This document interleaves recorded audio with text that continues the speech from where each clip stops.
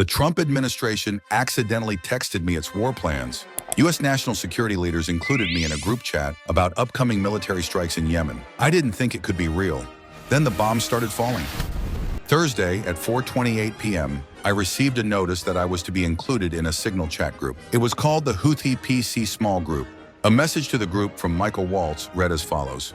Please provide the best staff POC from your team for us to coordinate with over the next couple days and over the weekend. Thank yous. The term Principals Committee generally refers to a group of the senior, most national security officials.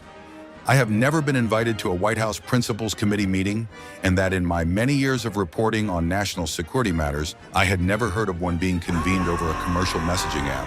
1 day later, A fascinating policy discussion commenced. J.D. Vance responded at 8:16 a.m., saying, Team him out for the day. But I think we are making a mistake.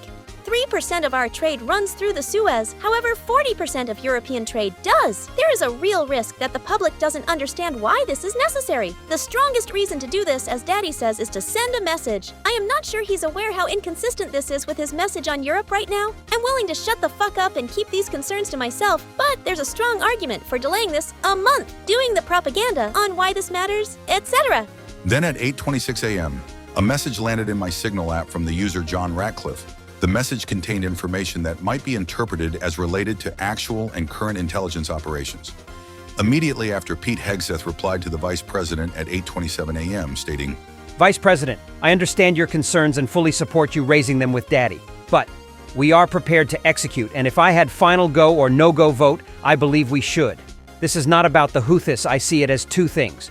1, restoring freedom of navigation, and 2, reestablishing deterrence, which Biden cratered. But we can easily pause, and if we do, I will do all we can to enforce 100% operational security. I welcome other thoughts. Pete Hegseth, if you think we should do it, let's go. I just hate bailing Europe out again. Let's just make sure our messaging is tight here. And if there are things we can do upfront to minimize risk to Saudi oil facilities, we should do it. Hail Saud. Vice President, I fully share your loathing of European freeloading. It's pathetic. But Mike is correct. We are the only ones on the planet, on our side of the ledger, who can do this. Nobody else even close. At 11:44 a.m., Pete Hegseth posted, Team update. I will not quote from this update or from certain other texts. The information contained in them, if read by an adversary of the United States, could have been used to harm American military and intelligence personnel in the Middle East Central Command's area of responsibility. What I will say in order to illustrate the shocking recklessness of this Signal conversation is that the Hegseth post contained operational details of forthcoming strikes on Yemen, including information about targets, weapons we would deploy, and attack sequencing. I had very strong doubts that this text group was real because I could not believe that the national security leadership of the United States would communicate on Signal about imminent war plans.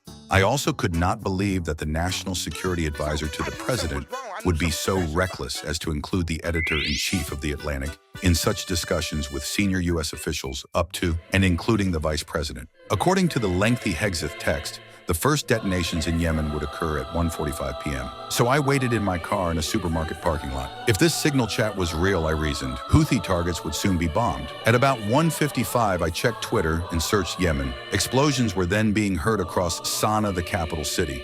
Excellent. Good start. Good job, Pete and your The team team. at MAL did a great Great job work. as well. All-powerful start. The group chat, I concluded, was almost certainly real. Having come to this realization, I removed myself from the Signal group. No one in the chat had seemed to notice that I was there, and I received no subsequent questions about why I left or who I was.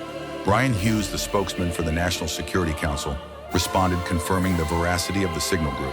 This appears to be an authentic message chain.